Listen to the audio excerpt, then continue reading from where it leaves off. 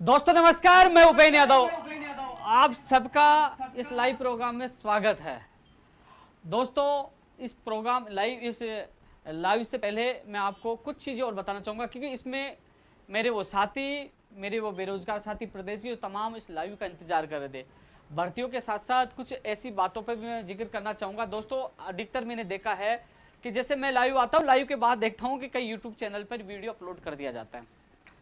तो दोस्तों पिछला लाइव भी देखा और उसके बाद मुझे भी लगा कि हाँ, कि कुछ लोग जरूर माहौल बनाते हैं जो अन्य राज्यों के हैं, जो लोग घर बैठे कमेंट करना जानते हैं। लेकिन अब मुझे पता चला और मैं बहुत खुश भी हूँ कि अब ऐसा लगा कि वास्तव में प्रदेश के युवाओं का पूरा साथ है। यानी कि 1500 लोग अपने यूट्यूब पर जो मेरा लाइव है अपलोड करते हैं और करीब 8 से 10 लाख बेरोजगार इस लाइव वीडियो को देखते हैं बाद में अपलोड करने के बाद।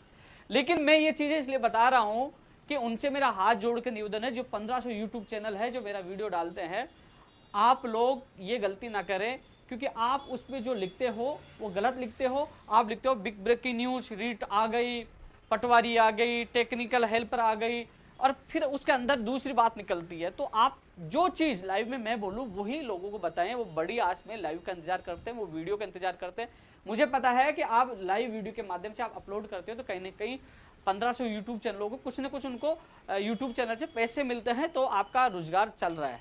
मैंने कभी भी कॉपीराइट नहीं लगाई कि लाखों लोगों तक वो मैसेज पूछे। तो इसलिए आपसे हाथ जोड़ के निवेदन है, आप वीडियो का सदुपयोग करें, गलत लोगों को न्यूज न बताए, क्योंकि मैं बोलता कुछ हूं और आप लिखते कुछ हो। ऐसे में गाली आपको पड़ती है। वो कहते हैं ना, खोदा पहाड़ निकली चुईया, गाली आपको पड़ती है और मुझे पड़ती है। इसलिए आपसे निवेदन है, अन्यथा आप लोगों ने जो गलती की मेरी नजर बनी रहेगी, क्योंकि मैं तो कुछ जानता नहीं, मैं तो गांव का रहने वाला सीधा आदमी हूं। मेरे दोस्त आईटी सेल के, उनको मैंने दिखाया तो उन्होंने बताया कि 1500 यूट्यूब चैनल कॉपी कर रहे हैं और वो उल्टा फुल्टा डालते। तो यदि ऐसी शिकायत आई तो मैं आप लोगों के जो गलती करेगा उसके कॉपीराइट लग जाएगा, क्योंकि आज तक कॉपीराइट नहीं लगाया, क्योंकि मैसेज ज्यादा से ज्यादा बेरोजगारों तक जाए। दोस्तों मैं अधिकतर देख रहा हूं, मैं कमेंट भी देख रहा हूं, लेकिन मैं जो शिक्षा मंत्री जी से मैं मिलकर आया था, उसमें मैंने एक फोटो ट्वीट की थी। ट्वीट करने के बाद कई लोगों के मैसेज आए थे, क्योंकि दोस्तों मैं शिक्षा मंत्री जी से 2 बार मिला था। मैं भर्तियों के लिए चर्चा तो करूंगा, लेकिन सबसे बड़ा जो राजस्थान में सबसे ज्यादा सवाल उठा रहे हैं रीड 2020 को लेकर, लाइब्रेरियन के पद बढ़ाए जाए, ऊर्जा विभाग में टेक्निकल हेल्पर की भर्ती आई, वो तमाम उन पर मैं चर्चा करना चाहूंगा। लेकिन सबसे पहले मैं रीड 2020 के लिए चर्चा करना चाहूंगा। दोस्तों मुख्यमंत्री जी की मीटिंग हुई, सबको पता है, हम बेसब्री से इंतजार कर रहे थे। लेकिन मीटिंग में जो हमें आज थी, क्योंकि मैं 2020 भर्ती को लेकर, रीट की भर्ती को लेकर प्राथमिकता के साथ मुद्दा था, व्याख्याता का था, कंप्यूटर शिक्षक भर्ती सहित तमाम लंबित भर्ती होगा। लेकिन उसमें निर्णय क्या हुआ कि यूपीएससी की तर्ज पर आरपीएससी के एग्जाम हो, समय पे एग्जाम हो। कई भर्तियां नियमों की वजह से अटक जाती है, नियमों में संशोधन हो, कई चीजें उन्होंने मुख्यमंत्री जी ने कहा। उसके बाद कल का एक आदेश आपने देखा होगा कि 3 गुना की लिस्ट जारी की जाए, बार बार विभाग को बोर्ड से नहीं मंगाना पड़े, समस्या नहीं हो। कई आदेश उन्होंने किए, लेकिन जो हम चाहते थे कि रीट की विज्ञप्ति जारी हो, क्योंकि शिक्षा मंत्री जी भी कह चुके थे कि रीट पात्रता परीक्षा है, इसमें एनसीटी के नियमों के अनुसार कोई सिलेबस में परिवर्तन नहीं होगा। तो दोस्तों परिवर्तन किस में होगा? जो एक शिक्षक भर्ती यानी कि रीट एग्जाम होगी, उसके बाद आपका परिणाम आएगा, और परिणाम आने के बाद बीकानेर निदेशालय के द्वारा शिक्षक भर्ती की विज्ञप्ति जारी की जाती है, जो पहले हुआ। उसके बाद आपके प्राप्तांक बढ़ाए जाएंगे। लेवल फर्स्ट में केवल रीट के अंक के आधार पर, लेवल 2 में पहले जो 30% बीए का था वो 10 ही रख रहे हैं, तो उसके आधार पर बाद में मेरिट बनती थी। तो नियमों में चेंज होना है वो सेकंड पेपर में, यानी कि जो सेकंड स्टेज में है, पेपर नहीं है कहीं पेपर चला दो आप, स्टेज पे, यानी कि जो दूसरी विज्ञप्ति होगी इसमें चेंज होगा। तो पात्रता एग्जाम कभी भी हो सकती है, ये माननीय शिक्षा मंत्री जी को और मुख्यमंत्री जी को करना चाहिए। दोस्तों मैं 18 तारीख को शिक्षा मंत्री जी से मैं मिलकर आया था, मैंने एक फोटो ट्वीट की, मैं प्रयास कर रहा हूँ, क्योंकि 18 तारीख को मिलने के बाद मेरे पापा जी जयपुर आए थे, उनको मैंने आपको पहले जिक्र बताया था, उनका एक्सीडेंट हो गया था, उनके साथ मैं हॉस्पिटल गया। उसके बाद मैं गांव चला गया, मैं कोई वीडियो नहीं डाल पाया, कोई केवल एक ट्वीट कर पाया। कई लोगों के कमेंट आए कि फोटो डाल के बग गए, क्या हुआ, कैसे हुआ, लेकिन वो कभी परिस्थिति नहीं समझेंगे कि कोई आदमी फंस गया होगा या किसी परिस्थिति में उलझा होगा, तो कहीं किसी कारणवश कुछ बता नहीं पाया। लेकिन पता है ना कि हमें तो केवल न्यूज चाहिए। मैं मिल के आया। उसके बाद 21 तारीख को सुबह में संस्कृत विभाग के जो अभ्यर्थी थे, वरिष्ठ अध्यापक भर्ती 2018 के, उनकी ज्वाइनिंग के लिए मैं डॉक्टर सुभाष गर्ग साहब जो मंत्री जी, उनसे मिला कि उनके जल्द से जल्द ज्वाइनिंग। उन्होंने कहा संस्कृत विभाग वरिष्ठ अध्यापक भर्ती के जो चयनित अभ्यर्थी है 30 तारीख तक हम कार्य कर लेंगे, और उसके बाद 10 अक्टूबर से पहले इनकी नियुक्ति प्रक्रिया के आदेश जारी कर देंगे, उन्होंने आश्वासन दिया। उसके बाद मैं खुद शिक्षा मंत्री जी से मिलकर आया, फोटो मैंने ली नहीं, न डाली, कम से कम 15-20 मिनट मैं शिक्षा मंत्री जी से आपकी भर्ती को लेकर जिक्र किया, चाहे रीट 2020 हो, 18 हो, 16, 17 हो। लेकिन मैंने उनको ये कहा कि साहब राजस्थान के बेरोजगार ये नहीं कहते कि हमारी एग्जाम जनवरी में, दिसंबर में या नवंबर में करवाओ, वो कहते चाहे आप फरवरी में कराओ, चाहे मार्च में कराओ, चाहे अप्रैल में कराओ, कम से कम विज्ञप्ति जारी हो। पैटर्न जो 90-10 की चर्चाएं हैं सुनने में, कि मेरे को पता है, मैंने भी आप लोगों को बताया था 90-10 के लिए गई है, लेकिन विश्वास कब होगा, जब मोहर लग जाएगी, जब सरकार की तरफ से आधिकारिक घोषणा हो जाएगी। तो कम से कम पैटर्न, विज्ञप्ति जारी हो और परीक्षा तिथि का पता चले, लोग तैयारी कर सके। इसी चीज की मांग लोगों की सबसे बड़ी डिमांड है, यही हम कोशिश कर रहे थे। मैं खुद बात रखा हूँ, शिक्षा मंत्री जी का बयान यही था कि मैं इस बार ऐसी कोई घोषणा नहीं करूंगा, जो नियमों में संशोधन होना है, जो हमें भर्तियों में पारदर्शिता रखनी है, वो चीजें एक साथ करेंगे कि क्या नियम बना रहे, क्या कर रहे हैं, हम एक साथ ही सारी बातें डिस्क्लोज करेंगे। और उन्होंने कहा कि मुख्यमंत्री जी ही इसमें फाइनल फैसला लेंगे। तो मैं खुद उनके सामने मजबूती से बात रख के आया हूँ। इसके अलावा सीएमओ में अधिकारियों को मैंने अवगत करवाया था। तो दोस्तों मेरा काम है आप लोगों की आवाज़ पहुँचाना। कई लोग सवाल करते हैं कि तारीख पे तारीख, यार मैं थोड़ी दे रहा हूँ, मैं तो कम से कम आपकी आवाज़ तो उठा रहा हूँ ना, कम से कम जाके आपकी बात तो रख रहा हूँ ना, क्योंकि कोरोना काल चल रहा है। हमने, आप लोगों ने, कई लोग जो ऑब्जेक्शन किया, बोले कि ये गलत है, ये है वो, तो मैंने उनको कहा ठीक है 2 तारीख को हम इकट्ठा होंगे। अब 144 धारा लग चुकी है। जो लोग हैं, मेरा निवेदन उनसे ये कि जो कमेंट करते कम से कम आप आइए ना। मैं तो पहले कह चुका हूँ उपेंद्र यादव की कि वो कुर्सी खाली है, आप आगे आए, हम पीछे से आपका साथ देंगे, पता तो चले ना कैसे भागा जाता है, कैसे काम किया जाता है। अरे हम कम से कम प्रयास तो कर रहे हैं, हमारी आवाज तो उठ रही है ना, कम से कम शिक्षा मंत्री, मुख्यमंत्री जी मीटिंग तो ले रहे हैं ना, जो भी निर्णय हो रहे हैं, चाहे रीट का नहीं हुआ आज नहीं तो कल होगा, हम प्रयास कर रहे हैं, उसमें उपेंद्र यादव गलती नहीं। लेकिन जो 3 गुना सूची, जो अधीनस्थ बोर्ड का जो निर्णय हुआ है वो शानदार निर्णय है। आरपीएससी में हम चाहते हैं कि पहले 1 गुना की लिस्ट जारी कर दी जाए प्राप्तांक मेरिट के आधार पर, और उन लोगों को जो दी जाए 2 गुना की बना के रख ली जाए, उसमें भी प्राप्तांक उनके दिखाए जाए, मेरिट क्रमांक दिखाए जाए, पूरी पारदर्शिता के साथ लिस्ट जारी हो, जिससे क्या है कि हर भर्ती में ऐसा हो। तो क्योंकि 3 गुना के लिए तो कह दिया, लेकिन इसमें थोड़ा सा संशोधन होना चाहिए कि मेरिट क्रमांक भी जारी होना चाहिए कि ये 300 लोगों की 3 गुना ये इनकी लिस्ट है, तो वो उनको पता चल जाएगी कितनी मेरिट वालों का चयन हो गया, फिर बाद में कौन सी लिस्ट आएगी, इसमें पारदर्शिता होनी चाहिए, प्राप्तांक के साथ मेरिट क्रमांक भी जारी होनी चाहिए। ये अच्छा निर्णय है। और जो दूसरी बात, यूपीएससी की तर्ज पे राजस्थान की भर्तियों में आप लोगों ने जो मेरा लाइव देखा हो, मेरी डिबेट देखी हो मीडिया में, चिल्ला चिल्ला के मैं यही कह रहा था कि भर्तियों की मॉनिटरिंग हो, उसके बाद आपने देखा होगा हमारी प्रदेश में भर्तियों की मॉनिटरिंग हो रही है। मेरी डिबेट उठा के देखिए, चिल्ला चिल्ला के मैं कहता था कि यूपीएससी की तर्ज पर राजस्थान की भर्तियों में यहाँ की परीक्षा प्रणाली मजबूत होनी चाहिए। लोग कहेंगे, बहुत लोग आएंगे कॉपी पेस्ट वाले, श्रेय लेने वाले, लेकिन वो डिबेट, वो लाइव, वो सब वो पहले किए हैं, वो कभी डिलीट नहीं होती है। चिल्ला चिल्ला के हम आवाज उठाते थे, हमारी आवाज सरकार तक पूछी है, माननीय मुख्यमंत्री जी ने अधिकारियों को निर्देश दिए, लेकिन निर्देश की पालना भी होनी चाहिए। 3 सितंबर को मुख्यमंत्री जी ने रीढ़ शिक्षक भर्ती 2018 की लेवल 1 और 2 की एक और सूची निकालने, एलडीसी भर्ती 2018 के पद जो कम किए गए उनकी सूची निकालने, और जो बाहरी राज्यों के लिए निर्देश दिए थे, अभी तीनों पे अधिकारी ने कोई भी काम स्टार्ट नहीं किया, आज लटके पड़े हैं। हालांकि इस संदर्भ में मैं खुद आज सचिवालय में खुद जाके आया हूं, लेकिन इसमें भी मैं चर्चा करूंगा। उससे पहले मैं और चीजों पे चर्चा करना चाहूंगा। इसलिए दोस्तों, मैं शिक्षा मंत्री से मिलके गया था, तो उस दिन 17 तारीख को, 18 तारीख को मैं फोटो डाल पाया था, हॉस्पिटल था, घर चला गया था, उसके बाद नहीं डाल पाया था। इसके बाद मैं 21 तारीख को मिला हूं, उन्होंने कहा कि हम कोई भी कमी नहीं छोड़ना चाहते, इस बार जो भी हो गए एक साथ सारे नियम बनेंगे, सारी चीजें स्पष्ट करेंगे, कब एग्जाम होगी, क्या नियम होगा, किसको लिया जाए, ये चीजें उन्होंने कहा, और मुख्यमंत्री जी ही इसमें अंतिम फैसला लेंगे। तो दोस्तों मैंने बात माननीय मुख्यमंत्री तक और शिक्षा मंत्री तक पहुंचाई है। रही बात, कई लोग घर पे बैठे बैठे अरे भाई आंदोलन कर ले, अरे भाई आंदोलन कहाँ करेगा, 144 लगी है, कहाँ कर सकते हो आप, कहाँ कर सकते हो। कई कह रहे कि बेरोजगार दिवस मनाओ, भैया आपने राष्ट्रीय बेरोजगार दिवस मना दिए, क्या मोदी जी हट गए क्या? अब राज्य बेरोजगार दिवस मना तो क्या जिसके खिलाफ करे वो हट जाएगा क्या? अरे हमें क्या करना है, कैसे करना है, हमें एकजुट रहना, कब आवाज उठानी, हम सब मिलकर उठाएंगे ना। 2 तारीख को इकट्ठे नहीं हो जयपुर में, क्या मैंने आपकी आवाज नहीं उठाई? जब जब आप लोगों पर दिक्कत आई है, चाहे नई राष्ट्रीय जो शिक्षा नीति आई इसमें इंटरव्यू और डेमो क्लासेस, मैंने आवाज नहीं उठाई। उसके बाद एक लेटर जारी नहीं हुआ सीएमओ की तरफ से, अधिकारियों की तरफ से लेटर जारी नहीं हुआ, सबसे पहले आवाज उठाई। जहां जहां गलत होता है आपका साथ में देता हूं, जो कमेंट करने वाला आपका कभी साथ नहीं देते, केवल वो लोग आप लोगों को उकसाने की कोशिश करते हैं। आप समझिए, वो आए ना सड़कों पे, अरे वो आए ना, जैसे मेरे कितने मुकदमे दर्ज है, ला क्या खाइया, मुकदमे खाए और अनशन किया, करिए अनशन, उठ के भग गए थे अनशन से, यहाँ तो आईसीयू में चले गए थे, जान जाने वाली थी, लेकिन उठ के नहीं आए, हमें उठाने आए और हम सम्मान से उठ गए। लेकिन परिस्थिति समझा करो, कौन सी परिस्थिति है यार, 144 है, उठा के जेल में पटक देंगे, कोविड-19 का मुकदमा अलग, 144 का मुकदमा अलग, पहले के चलिए अलग, 4-5 महीने के लिए इलाज कर देंगे।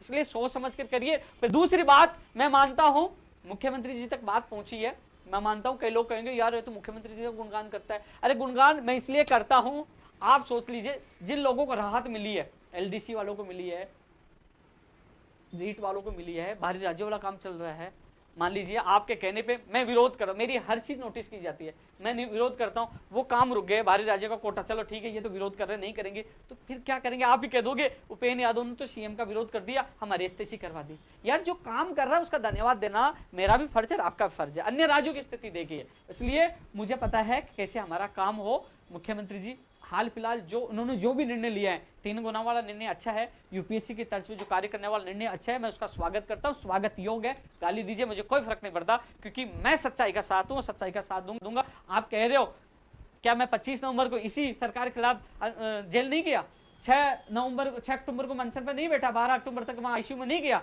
क्या ये सरकार नहीं थी? कह रहे हैं कि यार ये सरकार, क्या जब समय आया मुझे लगा कुछ नहीं है तो मैंने क्या विरोध नहीं किया? समय पे हमने विरोध भी किया। लेकिन अब वर्तमान में जो कोविड-19 की जो स्थिति है, कोरोना की जो स्थिति है, उसमें जिस प्रकार काम चल रहा है तो भैया काम करना पड़ता है। अब और मैं मुद्दों पे चर्चा करूंगा क्योंकि इस पे लंबा हो जाएगा, कई लोग जो अपनी भर्तियों का इंतजार कर रहे हैं, हालांकि मैं बीच बीच में और भी बोलता रहूंगा। एनटीटी वाला मैं बात करना चाहूंगा, एनटीटी का डेटा आ चुका है। अब देख लीजिए, हम लोग हमारे साथी जो राजेश और उनके साथी मेहनत कर रहे थे कि इसमें फर्जी डिग्रियां बहुत आई हैं, इनके खिलाफ कार्रवाई होनी चाहिए, समय लग गया, लेकिन सारे फर्जी लोग बाहर हुए हैं।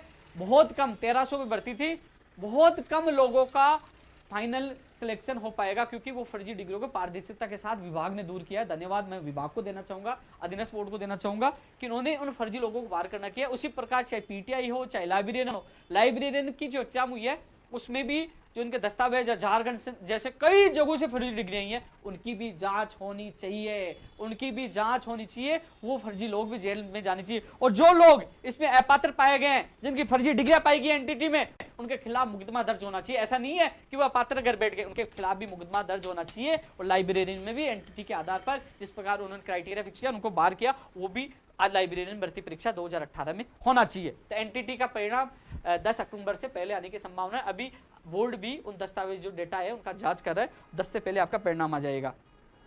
दूसरी बात, जो बोर्ड की जो भर्तियां हैं, चाहे पटवारी हो, चाहे जैन भर्ती हो, चाहे आपकी फार्मासिस्ट हो, चाहे आपकी जो भी और भर्तियां रह गई थी, उनका कैलेंडर बहुत जल्द अधीनस्थ बोर्ड जारी करेगा। कई कहेंगे पहली परीक्षा तिथि जारी हुई है, उनमें बदलाव भी हो सकता है। अधीनस्थ बोर्ड अपने जो परीक्षा केंद्र मिलेंगे उसी हिसाब से आगे पीछे भर्तियों का कैलेंडर दोबारा से जारी होगा। जो लोग, एक चीज निकल के आई थी कल परसों मैं देख रहा था, फार्मासिस्ट को लेकर कई लोगों ने मेरे नाम से फर्जी न्यूज डाली। उपेंद्र यादव जी ने कहा एग्जाम नहीं होगी, फाइल चली, वो भ्रामक प्रचार था, किसी अपवाद ने मेरे नाम से गलती से डाली थी। मैंने कोई मैसेज नहीं डाला। आज जरूर मैं अधीनस्थ बोर्ड के सचिव साहब से मैं मिलकर आया था, कई भर्तियों को लेकर आज जरूर मिलकर आया था। उन्होंने यही कहा कि जल्द ही इन भर्तियों का कैलेंडर जारी होगा, तो सब लोग कैलेंडर का इंतजार करें, आपकी भर्तियों की तिथि दोबारा से आएगी। इसके अलावा प्रयोगशाला सहायक जो 134 कृषि प्रेक्षक है, उनकी लिस्ट की भी मैंने उनके सामने बात रखी है, उनकी लिस्ट भी जल्द से जल्द जारी हो। कनिष्ठ अनुदेशक भर्ती 2016 के लिए उन्होंने कहा है कि इस महीने में उसका फाइनल परिणाम जारी हो जाएगा। मेरे साथ उनके अभ्यर्थी एक डेलीगेशन में मैं साथ लेके गया था, उनके सामने इस कोरोना काल में भी मैंने अभ्यर्थियों के साथ जाकर उनकी बात रख के आया था, तो उन्होंने सचिव साहब ने कहा था इस महीने में उनका परिणाम आ जाएगा कनिष्ठ अनुदेशक के लिए। दोस्तों, मैंने रीड 2020 के लिए चर्चा कर लिया, प्रयास कर रहे हैं, अभी भी कर रहे हैं।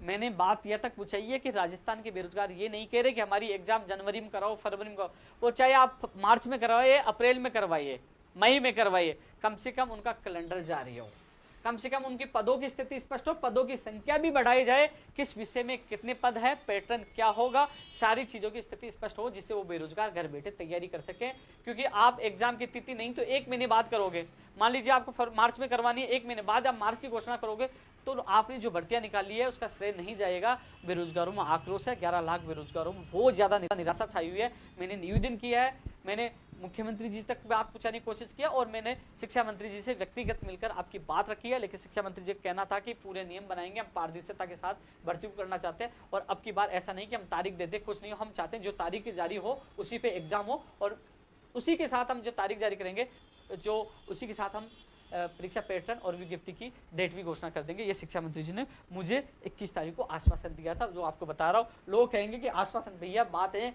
मैं तो आपकी बात रख सकता हूँ, घर से निकलकर आपकी बात रखने का काम किया है, लेकिन समय आने पे 2 तारीख की आपकी आवाज उठाई, लेकिन परिस्थितियां विपरीत है, समझिए। इसके अलावा दोस्तों कई लोग ये कह रहे हैं, कई परिस्थितियां हमारे सामने आती है, हमारे जो पहले हमारे साथी थे, मेरे थे, चलो मेरे तो मुकदमे दर्ज है, कई लोगों का राजस्थान पुलिस में नंबर आ गया है। एक रामजी लाल चौधरी है जिसका उदाहरण दे रहा हूँ, सवाई माधोपुर का रहने वाला है, राजस्थान पुलिस में ज्वाइनिंग कर लिया और उसको कुछ समय बाद उसको निकाल दिया गया, बोले कि आपके मुकदमा दर्ज है।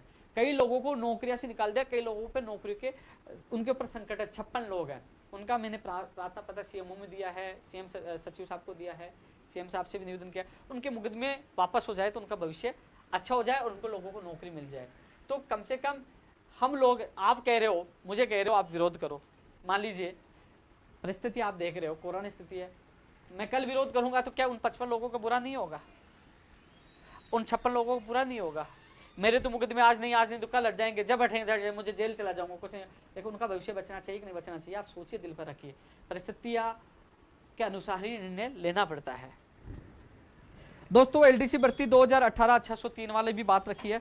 अब बाहरी राज्यों का कोटा मामला 3 सितंबर को उठा और मामला ठंडा हो गया। आज मैं खुद कार्मिक विभाग के प्रमुख शासन सचिव से मिलकर आया हूं और वहां जो मुझे रेस्पॉन्स मिला है, इस वीडियो के माध्यम से माननीय मुख्यमंत्री जी तक बात पहुंचाना चाहता हूं कि वहां आपने निर्देश दिया, लेकिन वो कह रहे हैं कि अभी इसमें कुछ नहीं चल रहा, ये तो बहुत बड़ा मामला है, इसमें तो उन्होंने कुल मिलाकर ऐसा हमें संतुष्टिपूर्वक जवाब नहीं मिला। इसका मतलब वहां काम नहीं हो रहा। तो माननीय मुख्यमंत्री जी आपसे हाथ जोड़ के निवेदन है, आपने जो एक ऐतिहासिक निर्णय लिया है उस पर कार्रवाई होनी चाहिए, क्योंकि जो आईएएस अधिकारी है बाहर के ये नहीं चाहते कि राजस्थान के बेरोजगार को भला हो।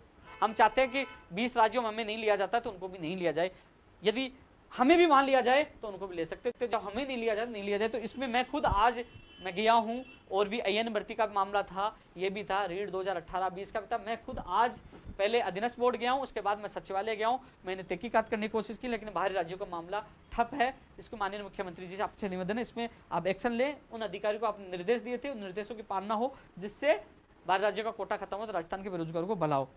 ऊर्जा विभाग में भर्तियों की विज्ञप्तियां जारी हो। सबसे ज्यादा आईटीआई की है, टेक्निकल हेल्पर के जो मेरे साथी हैं उनके कमेंट बहुत ज्यादा आ रहा है।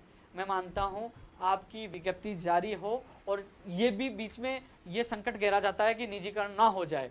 तो टेक्निकल हेल्पर जो आईटीआई है इसमें और भी भर्तियां हैं, जो ऊर्जा विभाग के 9000 पदों पर घोषणा की थी, आईएएन है, जेईएन है, जो और भी पद है, तो उन पर जल्द से जल्द विज्ञप्ति जारी हो। सबसे ज्यादा जो ये लोग परेशान है टेक्निकल हेल्पर वाले, जो आईटीआई वाले, इन पे ज्यादा पदों पर इनकी विज्ञप्ति जारी हो।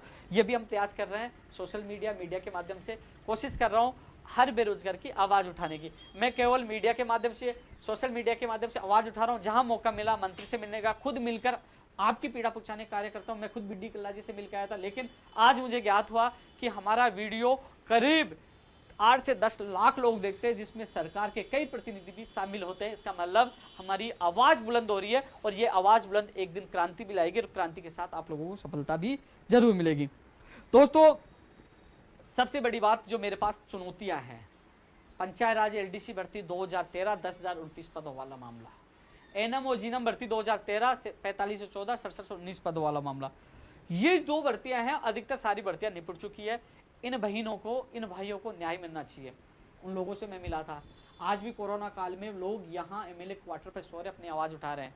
चाहे इनके मेरे साथी तमाम लोग हैं, उन लोगों को विश्वास दिलाना चाहूँगा, आपका भाई आपके साथ रहेगा, आपकी आवाज़ बुलंद करेगा। आपको पता है, चाहे मीडिया, सोशल मीडिया, आपकी आवाज़ उठा रहा हूँ, लेकिन जो विषम परिस्थितियाँ आपके लिए भी लागू होती है, सही समय पर हम लोग सही एक्शन लेंगे। लेकिन फिलहाल आपके मामले में मैं खुद बलजीत यादव जी से भी मिल के आया था। उन्होंने कहा कि मैंने सीएम साहब के सामने बात रखी थी, सीएम साहब पॉजिटिव हो गए, लेकिन कुछ लोगों ने उनको नेगेटिव कर दिया है। लेकिन एक बार वो सीएम साहब के सामने बात रखेंगे। मैं भी कोशिश कर रहा हूँ कि माननीय मुख्यमंत्री जी मुझे समय मिले, समय नहीं मिल रहा, मैं भी कोशिश कर रहा हूँ समय मिले जिससे मैं आपकी बात रखूँ। मुझे दोनों भर्तियों के पद और आपकी पीड़ा, आपके आंसू सब याद है, मुझे सब याद है, लेकिन जिस दिन मौका मिलेगा मैं आपकी बात मजबूती से रखूँगा। मोटर वाहन उपनिरीक्षक में अक्टूबर में आपकी अभ्यर्थना अधीनस्थ बोर्ड चली जाएगी। आपका काम नियम संशोधन होने वाला काम चल रहा है। कौन सा? इंटरव्यू वाला। इंटरव्यू लागू नहीं होगा। अक्टूबर में अधीनस्थ बोर्ड में मोटर वाहन उपनिरीक्षक की विज्ञप्ति पहुंच जाएगी। दोस्तों, नई स्कूल व्याख्याता भर्ती 2018 में 14% वाली, ये बात मैंने रखी है, दोबारा रखूंगा। इसके अभ्यर्थी मुझे मिले, एक मैं लेटर जरूर जारी कर दूंगा। जो EWS MBC के जो पद कम किए गए थे वो पद 700 पद बढ़ाए जाए, इन लोगों को मौका मिले स्कूल व्याख्याता में, तो मैं आपके साथ हूँ, आपके अभियान में साथ हूँ, ये बढ़ाया जाए। रीट वेटेज 90-10 रहेगा, मैंने आप लोगों को पहले भी कह ही दिया था।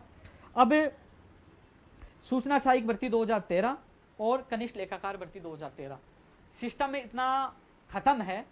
2013 में 4 से 5-6 बार परिणाम आया था। 2013 कनिष्ठ सहायक का, सूचना सहायक जिसकी वेटिंग जारी हो चुकी है।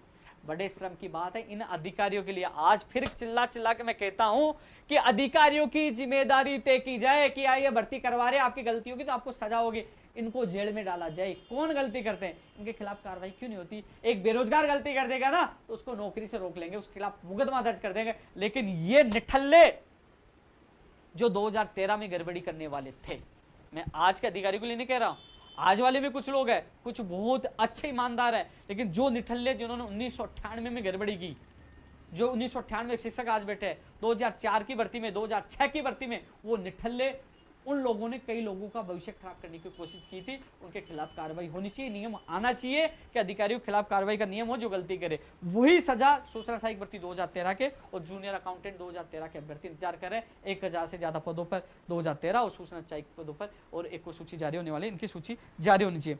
दोस्तों, एक चीज और बता दूं मैं, नई कंप्यूटर शिक्षा भर्ती के लिए लोग इंतजार कर रहे हैं, स्कूल व्याख्याता का इंतजार कर रहे हैं। दोस्तों, इस पे केवल माननीय मुख्यमंत्री जी को फैसला लेना है। रीट इन पे मैं कहते हैं, मैं तो आपका डाकिया हूं, आपकी डाक ली, आपकी पीड़ा ली, मैंने सरकार तक पहुंचा दी, और मरते दम तक, अंतिम सांस तक आपकी बात पहुंचाऊंगा। और ये वादा करता हूं कि आपका पसीना होगा वहां उपेन्द्र यादव का खून होगा। आज हर कोई कहता है कि आंदोलन करो, हंगामा करो, अरे क्या कर लोगे यार, परिस्थितियां तो देखिए, कोरोना से लोग बच नहीं पा रहे, सही परिस्थितियों का इंतजार करिए। मैं कायर नहीं हूं, मेरे रगों में पानी नहीं है, लेकिन परिस्थितियां देखिए। फिर दूसरी तरफ अन्य राज्यों की परिस्थितियां देखिए। दूसरी तरफ हमारे मुख्यमंत्री जी कोरोना काल में 30,000 के करीब लोगों को ज्वाइनिंग दिया, लगातार वो मॉनिटरिंग कर रहे हैं बेरोजगारों को लेकर। अन्य राज्यों में वोटों को लेकर, राजनीति लेकर मॉनिटरिंग हो रही है, मीटिंग हो रही है, लेकिन कम से कम मुख्यमंत्री जी कर रहे हैं। वो हमारे जो भी निर्णय हुए, 3 गुना वाले, यूपीएससी की तरफ से RPSC की वैकेंसी जो भी है, वो हमारे हित में हुए, कम से कम हमारी हित में कर रहे हैं ना। मैं ऐसा नहीं हूँ कि मुख्यमंत्री जी के खिलाफ ही बोलता रहूंगा, जो काम किया उसके खिलाफ नहीं बोल सकता, वो हमारा फर्ज है। लेकिन जब सही परिस्थितियां होगी, मुझे लगेगा कि हाँ हमारे साथ अत्याचार हो रहा है, तो दोस्तों मैं वादा कर रहा हूं, सबसे पहले आपका भाई आगे रहेगा, चाहे जेल हो, चाहे लाठियां पड़े, लाठियां मैं खाऊंगा। पंचायत राज जैन भर्ती 2000 यानी कि 20-21 कह सकते हैं, 20 आनी चाहिए ना इसी 20 साल में। 2100 से ज्यादा पद है, 12 साल से कोई वैकेंसी नहीं है, वो 93% से ज्यादा पद खाली है पंचायत राज विभाग के। और पंचायत राज विभाग का मतलब जानते हो, सबसे बड़ी ये संस्था है पंचायत राज, जो एक मजबूत रीढ़ की हड्डी है मेरे प्रदेश की। तो यार यहाँ से तो 2100 जो पद खाली है, इस पे तो जैन भर्ती की विज्ञप्ति तो जारी होनी चाहिए। हम मांग करते हैं जल्द से जल्द इसकी विज्ञप्ति जारी हो। ट्विटर पर सबसे ज्यादा इसी के पंचायत राज जैन भर्ती 2020 के 2100 पदों पर आते हैं। अब मैं बात कर लेता हूं, मेरे साथी वो SI भर्ती 2016 के 227 पद कम कर लिए गए, 227 पद। अब SI भर्ती 2016 से मैं एक सवाल पूछना चाहता हूं, मैं उन तमाम जनप्रतिनिधियों से सवाल पूछना चाहता हूं, MLA बनते हैं, सत्ता में आ जाते हैं, ऐसी गाड़ी बंगला सब मिल जाता है, क्योंकि वो युवा मतदाता और उनके माता पिता परिवार के द्वारा, वोटों के द्वारा वो चुन के आते हैं। लेकिन सवाल यह है कि आप लोग लेटर लिखते हो, 2016 SI भर्ती का उदाहरण दे रहा हूं, आपने पंचायत राज LDC के लिए भी लिखा है, NM 2013 के लिए लिखा है, सबके लिए आप लेटर लिखते हो। आप लेटर में लिखते हो कि इनकी बात मांग वाजिब है और इनके पद वापस जुड़ने चाहिए, लेटर लिखते हो ना। फिर आप लोग CM साहब से क्यों नहीं मिलते हो? CM साहब से मिले कि इनकी मांग सही है, अन्यथा आप लेटर लिखने वाला खेल बंद करो। आपको लगता है इनकी मांग गलत है, मत लिखिए। और यदि लिखते हो तो उनके साथ जाइए, बात रखिए कि ये लोग पीड़ित है, दुखी है, कम से कम वो लोग गुमराह तो नहीं होंगे। वो आपका लेटर देखते हैं किसी एमएलए साहब ने लिखा है हमारी मांग मजबूत है और उनके हौसले मजबूत होते हैं, लेकिन वो लेटर को चाटे थोड़ी है। इसलिए 2016 एसआई के लिए कई एमएलए ने लेटर लिखा है, कम से कम उनकी बात सीएम साहब तक पहुंचाई। मैंने भी इनकी बात पूछाई, मैं इनके प्रतिनिधि मंडल को सीएमओ में इनके मुलाकात करवा के लाया था, इनकी बात वहां तक पहुंचाई थी। मेरा फर्ज है आपकी बात पूछे, बात पूछाने का काम किया था। और जहां तक होगी मैं कोशिश ये करता हूं, क्योंकि लगातार आप लोग मेरे से मिलते हो, आपका ज्ञापन कई चीज में आपकी पीड़ा देखता हूं, मैं इतना कर सकता हूं, कोशिश करता हूं किसी भी अधिकारी से आपकी बात पूछे और आपको न्याय मिले। डीजीपी साहब से मैंने समय मांगा था, लेकिन कोरोना की वजह से नहीं दे रहे, वहाँ बहुत ज़्यादा कोरोना पेशेंट है क्योंकि आपके, लेकिन फिर भी मैं आपका साथ दूंगा। एसआई भर्ती 2016 227 पद वापस जोड़ा जाए, आपके अभियान में मैं आपके साथ हूँ। वही स्थिति 2013 वरिष्ठ अध्यापक भर्ती 583, मुकेश बेनीवाल बेचारा लगातार घूमता रहता है। 2013 ये 13 का क्या गारंटी था मुझे समझ में नहीं आया, 13 का क्या चक्कर था। 13 की भर्तियां आज भी लंबित है, सूचना सहायक, जूनियर अकाउंटेंट, एनएम जीनम, पंचायत राज, वरिष्ठ अध्यापक भर्ती, ये 13 का चक्कर क्या है। न तेरा हुआ न मेरा हुआ, आखिरकार कब इंतजार खत्म होगा मेरे बेरोजगार साथियों का। अब दोस्तों हाँ, संस्कृत विभाग वाला मैंने बता ही दिया था, मैं मिलकर आया था उनसे। संस्कृत विभाग 2017 की वेटिंग के लिए मैंने पहले भी बताया था, रिसेबल वेटिंग जो भी एक सूची, गर्ग साहब ने कहा था ये जो आदेश आया हाई कोर्ट का एकल पीठ का, इसमें कुछ कमियां हैं। इन्होंने कहा कि संपूर्ण पद भरे जाए, नहीं ऐसा नहीं हो सकता, हम बार बार कब भरेंगे, लेकिन इसमें जो 2018 वाला जैसा कोई आदेश है, एक अच्छा आदेश है, उसको हम पालना कर लेंगे, लेकिन अब की बार जो आदेश आएगा हम उनकी पालना कर लेंगे, ये उन्होंने वादा किया है 2017 के लिए। तो याचिका लगी है 2016 साइंस मैथ का भी फैसला आने वाला है। 2016 वालों को ये कहना चाहूँगा कि आपके फैसले आते ही आप मुझसे मिलना, जितना सहयोग होगा पूरा सहयोग करूँगा, जिस प्रकार 18 वालों को खुशी मिले यही मैं कोशिश करूँगा आपको भी खुशी मिले। 2016 वाली भी मैंने बात रख दी थी कि 2016 में वापस SLP ली जाए, अंग्रेजी वाली उर्मिला कुमारी वाली वापस ली जाए, क्योंकि जब 2018 से रास्ता खुल गया तो सारे भर्तियों का रास्ता इससे खुलता है। लेकिन दोस्तों अब मैं चर्चा कर लेता हूँ रीढ़ शिक्षक भर्ती 2018 एक और सूची की, इसलिए चर्चा कर रहा हूँ, इनका संबंध इन भर्तियों से भी है।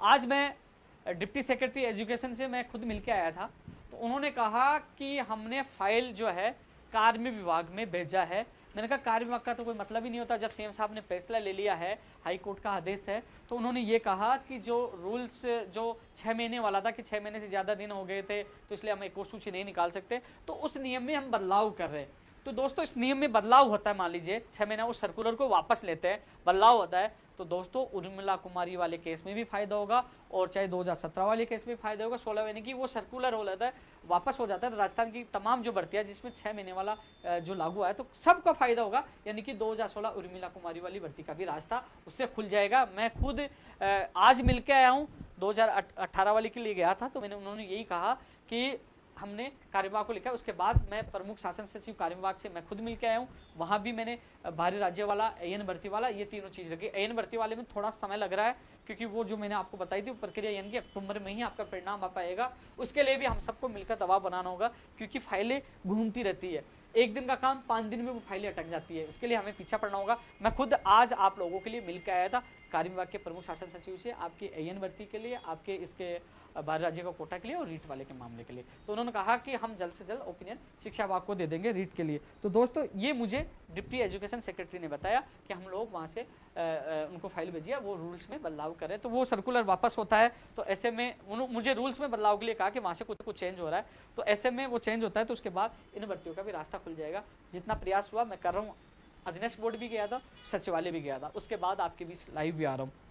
कई लोग हालांकि लाइव आने, कई लोग मुझे मैसेज करते हैं भैया आप लाइव आते हैं तो हमें अच्छा लगता है, तो दोस्त मुझे भी लाइव आने से मुझे बहुत बुरा लगता है यार, कौन 1 घंटे बोलेगा, लेकिन मैं इसलिए लाइव आता हूँ कि कम से कम कई लोगों को संतुष्टि मिले। कई लोगों का जैसे अधीनस्थ बोर्ड में जाके आया हूँ, जो आप लोगों को बताया कि क्या कहा उन्होंने, जैसे मैं सचिवालय जाके आया हूँ, हर चीज़ आपको अपडेट दे रहा हूँ जिससे आप लोगों को घर बैठे आप लोगों को संतुष्टि मिल सके, हाँ हमारे लिए कोई कुछ कर रहा है, हमारी भर्ती में क्या चल रहा है। तो रीट 2018 के एक और सूची के लिए मैंने शिक्षा मंत्री जी की भी बात रखी थी, लेकिन उनकी तरफ से एक ही बात आती है कि आपने कहा था कि हमारी सूची के आदेश हो जाए उसके बाद आप हमें ज्वाइनिंग अपने हिसाब से दे देना। तो दोस्तों वो कह रहे हैं कि मैं जल्द ही अधिकारी से बात करके, क्योंकि फाइल शिक्षा मंत्री जी तक भी जाएगी, तो कह रहे हैं कि जल्दी इस मामले में आपकी सूची करवाने की पूरी कोशिश करेंगे। बीकानेर में हाँ इसके अलावा एक चीज और निकल के आगे दिमाग में निकल गई थी, अब अचानक याद आई कि कल 11:30 बजे एजुकेशन के जो अधिकारी हैं अपने सचिवालय के, इसके अलावा बीकानेर के अधिकारियों की 11:30 बजे नई रीड शिक्षक भर्ती को लेकर मीटिंग प्रस्तावित है।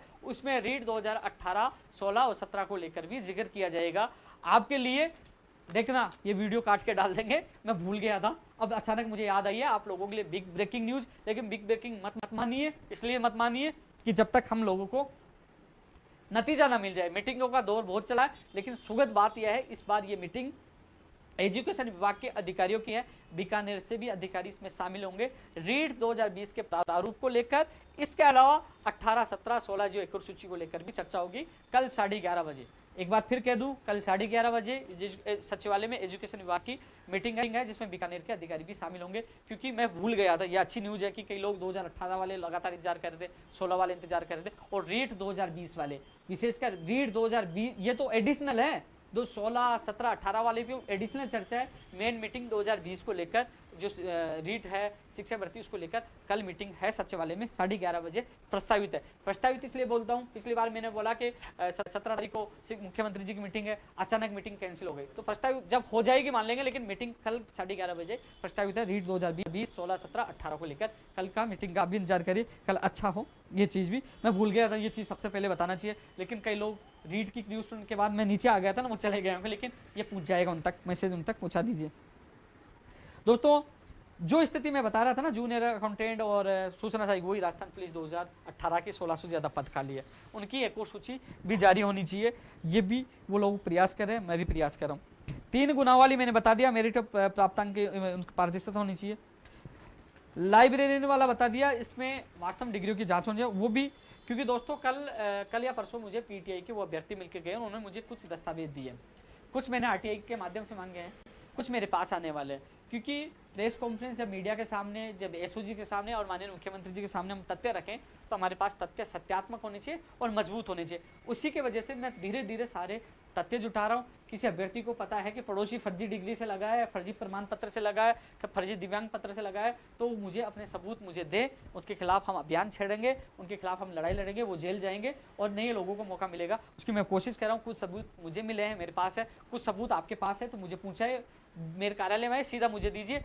एक हनुमानगढ़ से थे, पीटीआई के मामले, वो कह रहे कि मुझे धमकी देने लग गए कि आप है ना इस मामले मत बोलिए, तो उनको कहा भाई उपेन्द्र यादव का नाम बता दीजिए, मेरे नाम बता दीजिए, आपको गोली चलानी है तो मेरे सीने पे चलाइए, उपेन्द्र यादव डरेगा नहीं है, जान हथेली पे लेके चलता है। लेकिन फर्जियों का पीछा नहीं छोड़ेंगे, धीरे धीरे उनकी कुंडली बन रही है, वो कुंडली के बाद वो एसओजी को देंगे, मुख्यमंत्री जी को देंगे, और प्रेस कॉन्फ्रेंस होगी, मीडिया जनता के सामने भी लेके आएंगे।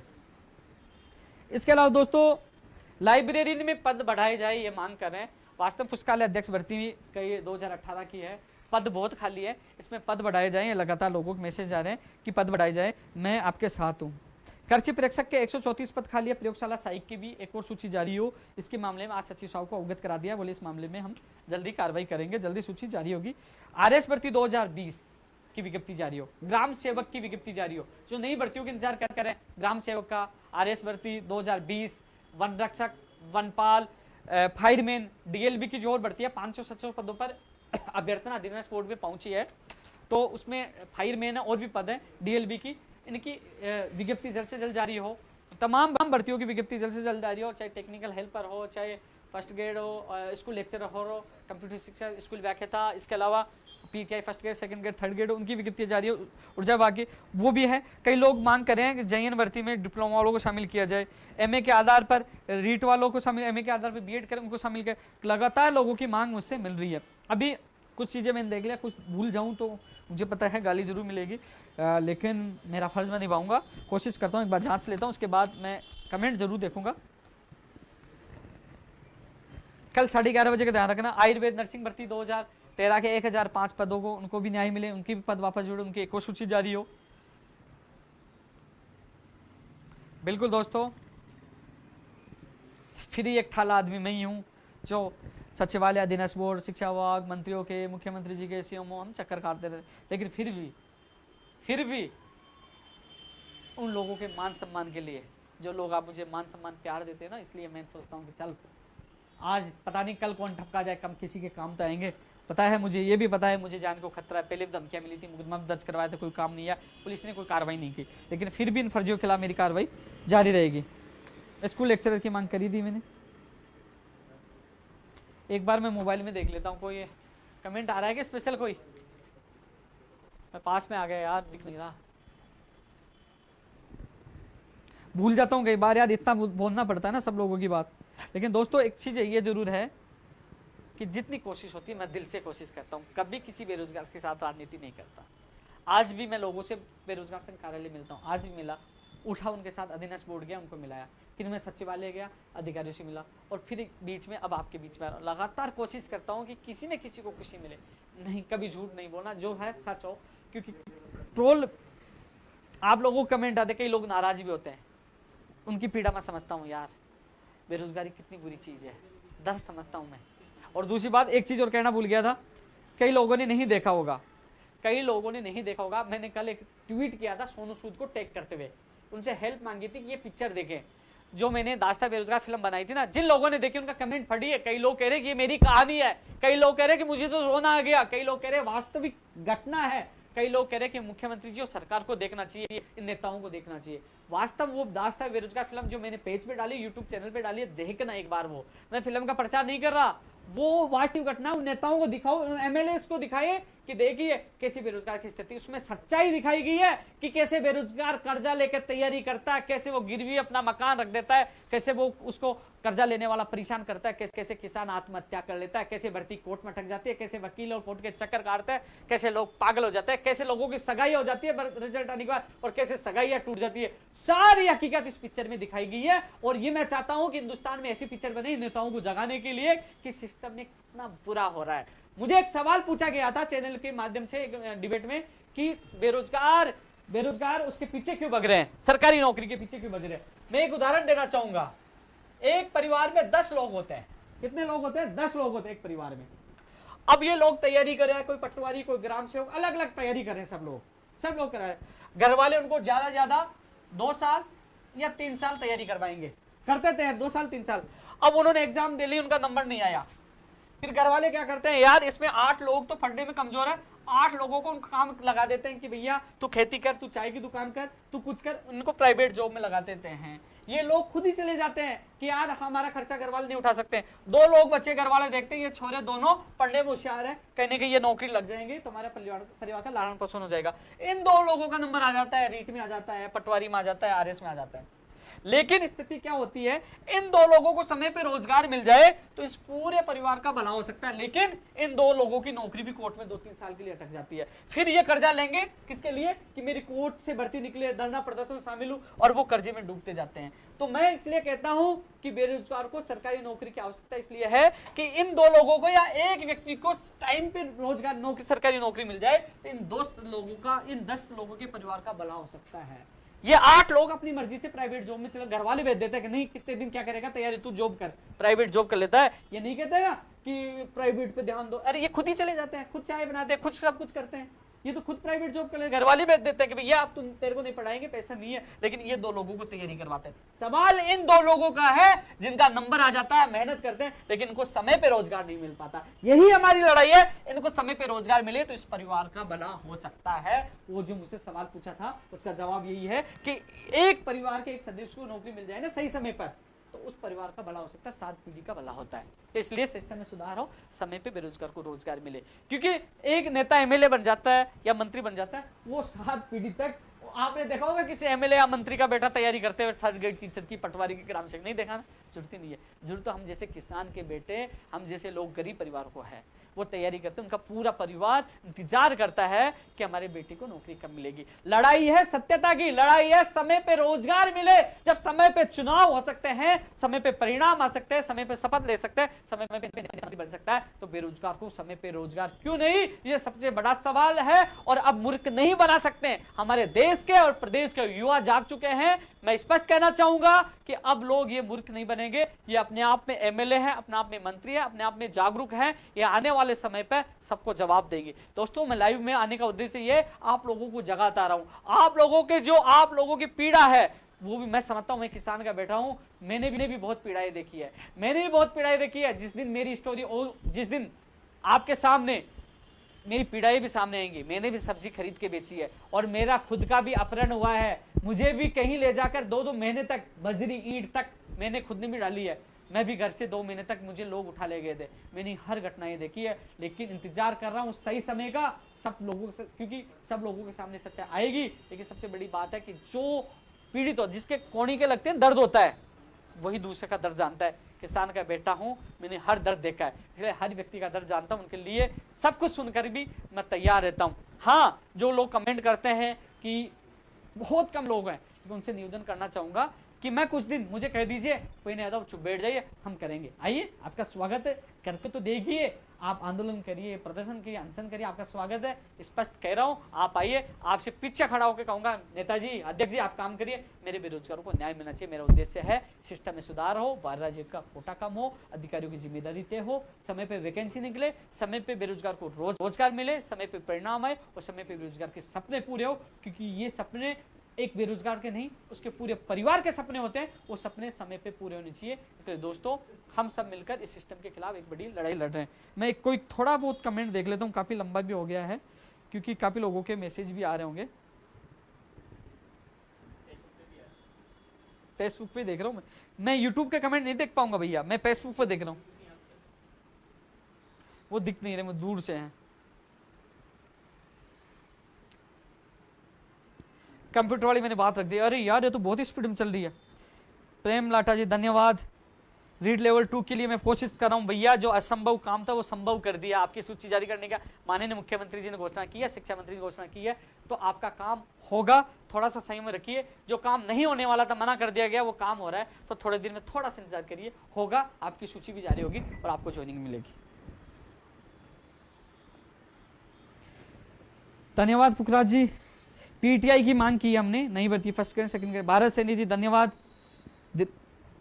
धीरज जी धन्यवाद। Second grade 2018 Sanskrit ex serviceman का भी मामला हिंदी का 2018 का, पहले वाले जो सामान्य ग्रेड उनका पूरा साथ दिया था, आज वो लोग नौकरी कर रहे हैं। 9322 संस्कृत विभाग की भी जल्द से जल्द ज्वाइनिंग है, मेरा प्रयास होगा, और एक्स सर्विसमैन हिंदी वालों को भी लाभ मिले, उनका परिणाम भी जल्दी जारी हो। कनिष्ठ अनुदेशक का मैंने बताई दिया, उन्होंने इस महीने के लिए कहा है। ऊर्जा विभाग टेक्निकल हेल्पर की भर्ती के लिए बताई दिया। आरपीएस एन वाला वो 2000 इसमें अक्टूबर में ही आएगा। नेत्रपाल सिंह धन्यवाद साहब। कुलदीप गोदारा जी 2013 वाला मैंने बता दिया, सीएम साहब से मुलाकात होगी, मैं आपके साथ हूं, मैं पूरी कोशिश करूंगा मेरी बहनों को, मेरे भाइयों को न्याय मिले। पुलिस भर्ती 2018 की, अभी आपने देखा होगा थोड़ी मीडिया के माध्यम से भी जितनी भर्तियां, उनकी एक और सूची जारी हो, मीडिया को मैंने सारा डेटा दिया, आपकी मांग उठाई है कि आपकी आवाज माननीय मुख्यमंत्री तक पहुंचे और आपको न्याय मिले। स्पेशल टीचर का ज्ञापन दे चुके हैं, आएगी जल्दी। रिंकू मीना धन्यवाद भाई। रीड 2020 की मैं बोल चुका हूँ, कल मीटिंग है 11:30 बजे अधिकारियों की। अब उसमें क्या होता है, नतीजे का जिस प्रकार तुम इंतजार करते हो, मैं भी इंतजार करता हूँ कि इसमें राहत मिले, आपको खुशखबरी मिले। सूचना सहायक वाली भैया, मैं समझता हूँ आपकी बात मैंने उठाई है, पंचायत राज वाली भी उठा जो है। धीरज चारण धन्यवाद भाई। लैब टेक्नीशियन में जो 3 गुना आएंगे, कई लोग बाहर होंगे तो कई लोगों को मौका मिलेगा। 1534 जो चिकित्सा विभाग की है, प्रयोगशाला सहायक, इसकी भी एक और सूची जारी हो। वास्तव में कोरोना में बहुत अच्छा काम कर रहे हैं, ऐसे लोगों में सैल्यूट करता हूँ। रघु शर्मा जी से निवेदन ये करना चाहूंगा, ऐसे लोगों को कोरोना में इनाम मिलना चाहिए, ऐसे लोगों को तो आपको भी सैल्यूट करना चाहिए, इनाम मिलना चाहिए। ये लोग असली योद्धा है, जो लोग कोरोना में कोरोना सैंपल ले रहे हैं और जांच कर रहे हैं। कंप्यूटर शिक्षक वाले भैया मैं साथ हूँ। कुलदीप जी धन्यवाद। दीपेश भारद्वाज जी धन्यवाद। विक्रम सिंह गुजर जी धन्यवाद। राहुल शर्मा एग्रीकल्चर सुपरवाइजर की मैंने बात रख दी है, दीपक जी धन्यवाद। युवराज जी एनएम जी ने मुझे पता है। रामजीलाल चौधरी भैया, तेरे मुकदमा वाला मुझे पता है, तेरे साथ में गया था सीएमओ, और पूरी कोशिश कर रहा हूँ कि जल्द से जल्द आपके मुकदमे वापस हो। भैया रवि जाट जी याचिका लगा रखी कोर्ट में, हमारे एडवोकेट विज्ञान सा जी है कि इसमें जल्द से जल्द एक और सूची जारी हो, लेकिन सुनवाई नहीं हो पा रही, कोविड-19 के कारण प्रभावित हो रहा पूरा न्यायालय। कोशिश है जल्द से जल्द सुनवाई हो। रीड प्रमाण पत्र 2020 यार भैया, पहले रीट होगी, उसके बाद बीकानेर से एक विज्ञप्ति जारी होगी, उसके बाद तक मेरे को नहीं लगता कि इनकी वैधता रह पाएगी, ये हो जाएगा जब तक तो काम तमाम। रमेश जी धन्यवाद। एलडीसी 2018 का परिवेदना का निस्तारण होना चाहिए। मेरे पास रामराज, उनके कई साथी फोन करते रहते हैं, तो परिवेदना ली, जो लोगों के अच्छे नंबर हैं, जिनको दूर दूर जिले दिए गए, उनको वास्तव उनके परियोजना का निस्तारण हो, शिक्षा विभाग सहित अन्य विभागों को उनको वास्तव वो मेरिट में आए तो उनका गृह जिला उनको मिलना चाहिए, उनका हक उनको मिलना चाहिए। मैं उनका पूरा समर्थन करता हूँ। तुलसीराम जी धन्यवाद, मुलाराम धन्यवाद। वुमन सुपरवाइजर की वेटिंग, ये भी बात मैंने आज रख दी है आप लोगों की भी, कृषि प्रशिक्षक प्रयोगशाला साई के साथ। राजू परमार जी, बिल्कुल वो थोड़ा सा है, आज मैं मिल के आया था, माननीय शिक्षा मंत्री से मिला था, वो कार्यवाहक के उन्होंने कहा जल्दी आपकी सूची होगी। मैं पूरी मेरी नज़र बनी हुई है, जल्दी आपकी सूची आएगी, किसी की बेखौफ नहीं आना है, कॉपी पेस्ट के चक्कर में नहीं रहना है।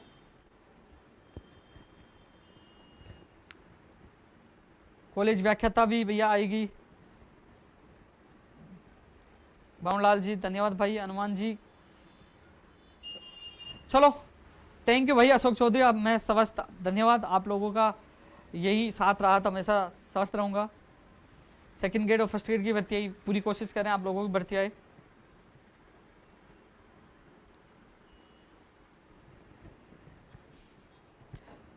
सुबह 11:30 बजे प्रस्तावित है रीड 2020 की मीटिंग, और 2018 भी उसमें चर्चा होगी, 16 भी होगी। अब देखते हैं, थोड़ा सा इंतजार करना पड़ेगा, कल का तो इंतजार करना ही पड़ेगा, हम पूरा प्रयास करें।